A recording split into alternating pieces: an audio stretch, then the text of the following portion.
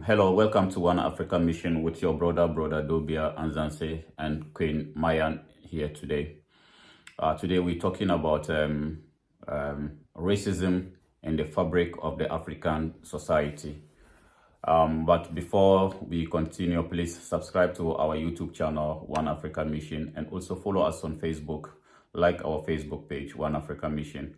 We are missionaries, we are young Africans, we are Pan-Africans, and our mission is to see the unification of Africa.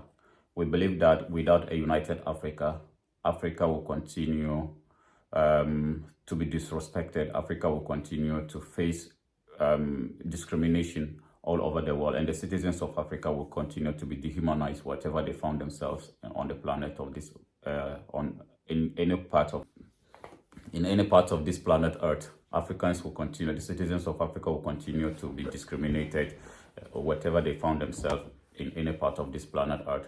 So please, let us all bring our energies together as African people to see this unification of Africa. This is what our forefathers stood for.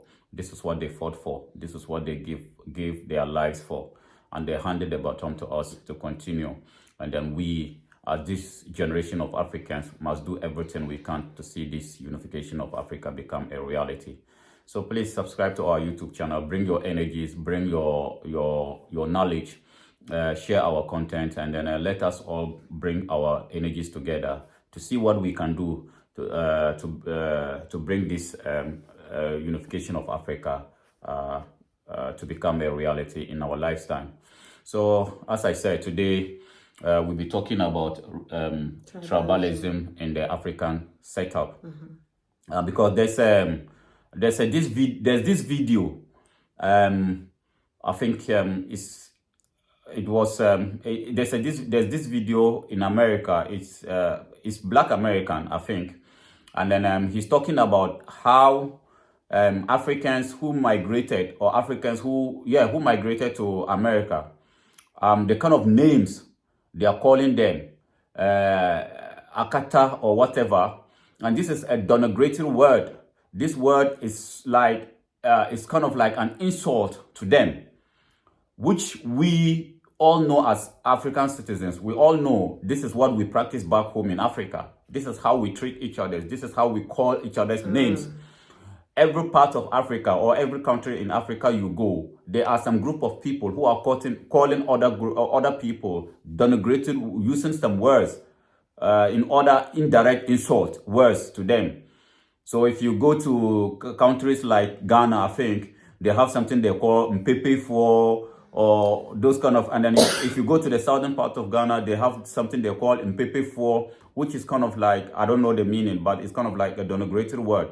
And if you go to the northern part of Ghana, they have something they call, those from the south, Kambonsi, which is also in a way a denigrated word. You go to Nigeria, they have those kind of words. You go to Kenya, we have those kind of words. So we are in Africa disrespecting each other's, kind of like calling each other's names, purposely because that person is not from my tribe and stuff like that. And today we carry it to America.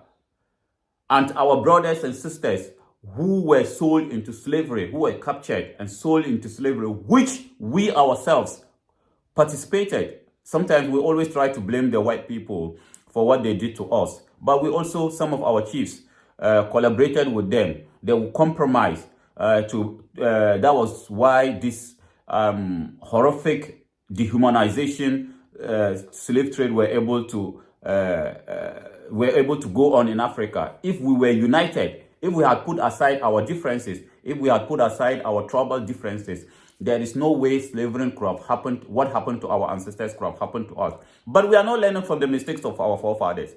Because how on earth will you travel from Africa to go and hustle in America? You've been there because some people give up their lives. And this is the Black Americans. These Black Americans, our brothers and sisters, they give us their lives. They demonstrated during the civil rights movement. They killed their leaders for you. And they were doing that for the good of all African people. They were doing that for the good of the black man. And today you travel from Africa, you go to America, and then you have the opportunity to live there freely. They didn't get that opportunity. They have to struggle. They have to be killed. Some of them have to be killed for you to have that opportunity to go to America. And today, you go to America, and the only thing you can do is to call them names, calling them denigrating names, Akata for, or whatever. And this brother was so angry, so I want us to watch this video. When we come back, and then maybe Queen Mayan will also have a say about this particular video. So let's go and watch it and come back, please. Dear Africans and African Americans diaspora, specifically to Nigerians that are the cousins of African Americans, first cousins. In fact, a big chunk of the American black population is of Nigerian descent, Yoruba and Igbo and Fulanis. The other day, and I happen to have traveled all across Africa, so I know the languages, there was a Nigerian here in Kansas City who looked at me and was listening to myself and another African American speaking, and he directed us. He says, oh, those are just Akatas, A-K-A-T-A-S, Akatas in plural, A-K-A-T-A for one person. The word Akata is very, very demeaning. It means we are cotton pickers, and we're just a bunch of stupid idiots, wild animals. Cotton pickers and animals. That's the way it can be interpreted from the Yoruba language, and there's also a derivative from the Igbo language, the name Akata. It's widely used by many racist idiots, descendant of the chiefs that sold African American descents and Africans in the diaspora into slavery. I'm going to tell you something to all you guys. You better quit that goddamn shit. You're not going to get away with it. Period. I confronted those people. We confronted them, myself and my buddy, and we put them right against the corner. And says, we know what that is. I said, consider yourself lucky this time, but it won't happen to you next time. And I made it a point today to spread that words. Do not tolerate the word Akata, directed to you African Americans. You are not cotton pickers, and you are not wild animals. And I want to make perfectly clear to Nigerians or to any other West Africans, don't try that shit, brother, because there's going to be some real problems for you. We are pissed off. You idiots, not all of you, but I'm talking to guys that are utilizing those words, need to realize. Go to Accra, Ghana, go to the castle where our ancestors were forced to sleep in manure, in chains, dragged across the ocean, died on the way. And you disrespecting us? You're the ones that sold us for combs? Brushes, mirrors from Europeans and silk from Asia. Shame on you. Don't even try that shit anymore, brother, because we understand your language now. Many of us have traveled to West Africa. We understand what the real story is, and you better start doing the same thing, brother, because you ain't getting away with that. There's going to be some serious consequences. Trust me. We ain't taking that goddamn shit anymore. Remember that. Do not utilize that word Akata to describe us. You are here because African American marched, died, were thrown in jail, bitten by dogs, died in the field. F you. Don't ever use the word Akata again. All right, so welcome back. As you can see, what the brother is saying, the brother is complaining as to why our people will come from Africa to America. We are here, you go there, you met your brothers, people who look like you, and yet you are calling them names, denigrated names. And it is about time you people stop it, because our brothers and sisters who were taken into slavery, now they are going back to Africa, and they know the meaning of some of these words. So if you have that self-hatred among yourself back home in Africa, do not take it to America, as he rightly pointed it out. If you bring it here, we will teach you a lesson that you will never forgive, you will never forget, because they have been through a lot, and they have been there because of some of you, how you compromise with the white people, with the so-called white man, to put them into slavery. And even upon all that, they had to fight for you people to have the opportunity to travel from Africa to America. So if you travel from Africa to America and you still want to disrespect them, then this is what they said they're going to do to you. So to those of you who are in America, calling them a Qatar and then all those kind of denigrating words, it's about time you people stop it, because it is not good. The tribalism among African people is just too much. And then what do you think about this? Yeah, I think it's really bad. We should be together. Now we are in the 21st century. I believe that that shouldn't even happen. Yeah. Because we Africans should feel ashamed because we've done really bad thing to them. So we have to be opening arms to receive these people back, to show them love, to show them that this is where they belong to.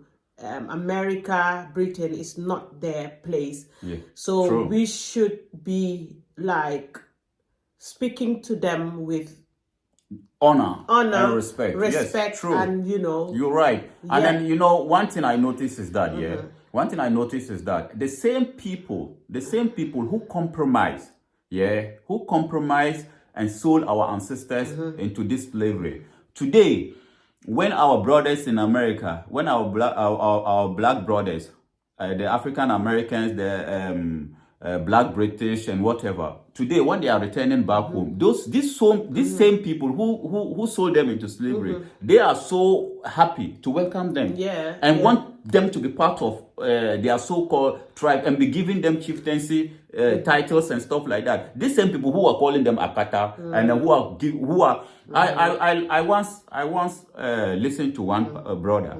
I went out to one African shop to do shopping, and when I went there, they were kind of like having a conversation. This guy didn't know I understand the language they're speaking, and then he said to another guy that these people they are very lucky. And it was about elections in Africa, and then he said these people, they are very lucky. Back in the days we used to sell them into slavery. Imagine. And this person who is saying that, for I know 100% that most black Americans, when they are going to and this is Ghana issue I'm talking about, most black Americans, when they are going to Ghana, they are his tribe. They are so proud to welcome them. So when you are in Ghana, you are proud to say, we sold you people from this part of. And I think also it's just some amount of people, just some bad eggs. That's what I'm saying. And also, let's forget about black Americans within ourselves, within our tribes. We have this hatred. Too much hatred. So this tribe will not marry this tribe. This tribe should not deal with this tribe. And also when somebody like me travel and bring an old dirty white man to my family, they will definitely accept that white man, you raised a rather point there. than accepting a decent person from another tribe. You raise a very good question there, a very good question, very good point there, because there was this guy I know. He was dating one sister, and then the sister mother said that she will never allow her daughter to marry from that tribe.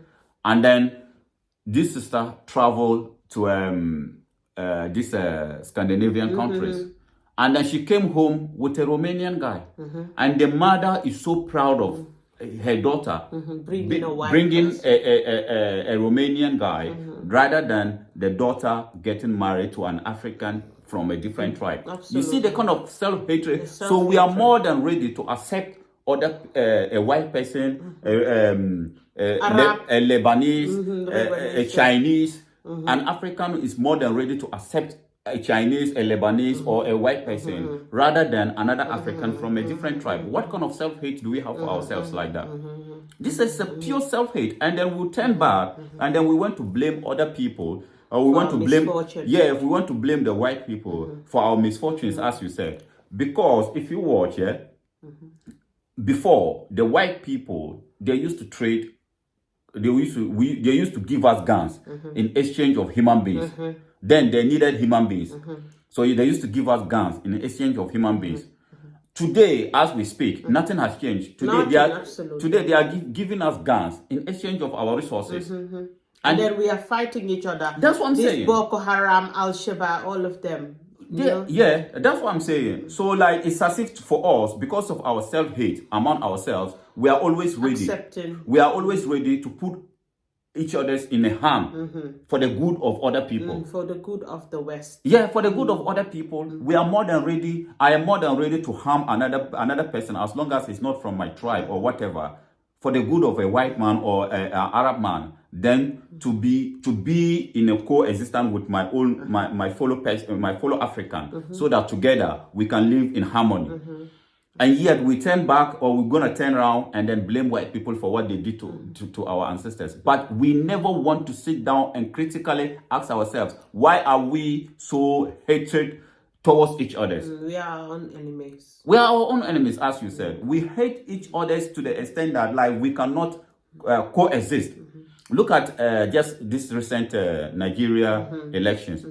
Just yesterday, look at how they burned the market.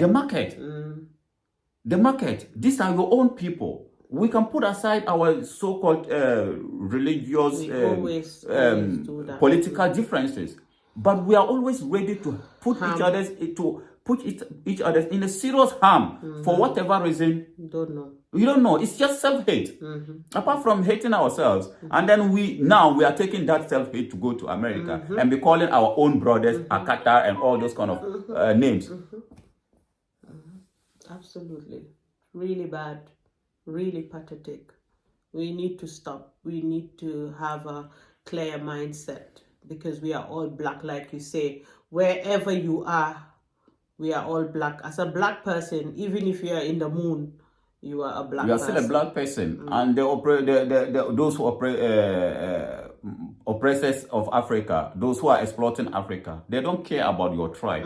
Your tribe doesn't matter to them. Your tribe has no value to them. As long as you are an African, for them, they see you to be like, they see you as an opportunity to explore. Absolutely. Yeah. So, but like when we go back to Africa, or when we wake up as Africans, then you are thinking that you are superior to me, I'm superior to you, you are inferior to me, and all those kind of stuff. But as a matter of fact, or the reality is that those who are exploiting Africa, they don't care. They don't care. Absolutely. And if you think your tribe was superior, how come your tribe was not able to stop the white people when they came to enslave Africa? If you think because you are Hausa, you are Mandinka, you are Dagomba, you are Zulu, your tribe is superior. When the white man came, they chased all of us around. Like a scapegoat. Yeah, they chased all of us. And today, after what the white man did to all of us, they didn't do that to one particular tribe in Africa and say these people are superior or these people are strong. They did that to every tribe in Africa. They exploited all of us. And today, after the white man has left, you are now trying to tell me that you are superior to me. Colonization has come.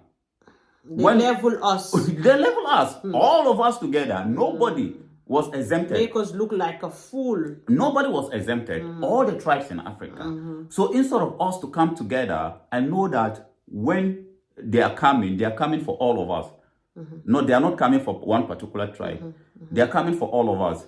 So instead of us to unite and then fight the same enemy who has been exploiting Africa, we are there calling each other's names, trying to feel superior to each other. When as a matter of fact, there's nothing supremacy about none of us. Absolutely not. No. Nothing supremacy about none of us. When you see Africans dying in the Mediterranean Sea, it is not one particular tribe dying.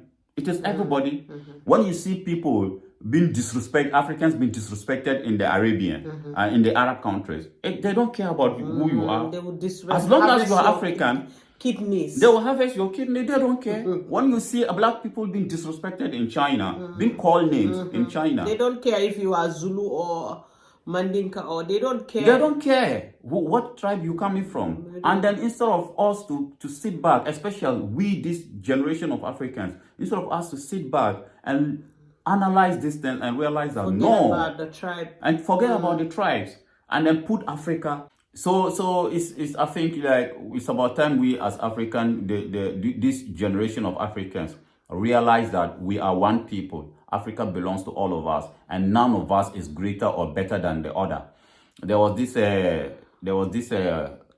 documentary that was labeled what is it? Greater than Africa or bigger than Africa. No tribe is bigger than Africa. No one particular tribe is bigger than Africa. But we always put our tribes before the nation or the continent. Everybody think that he or she is bigger than the other. And at the end of the day, we are all being subjugated. We are all being disrespected by the same people. So it tells us that without unity, we are all gonna continue to be slaves to those who have been enslaving us for generations. They enslaved our forefathers. They colonized our fathers. And today, neo-colonialism is coming. And we, this generation of Africans, if we don't unite and bring an end to those things and continue to be talking about tribalism, then Africa is going nowhere. So we thank you very much for coming around. Until we meet again, please subscribe to our YouTube channel, One Africa Mission.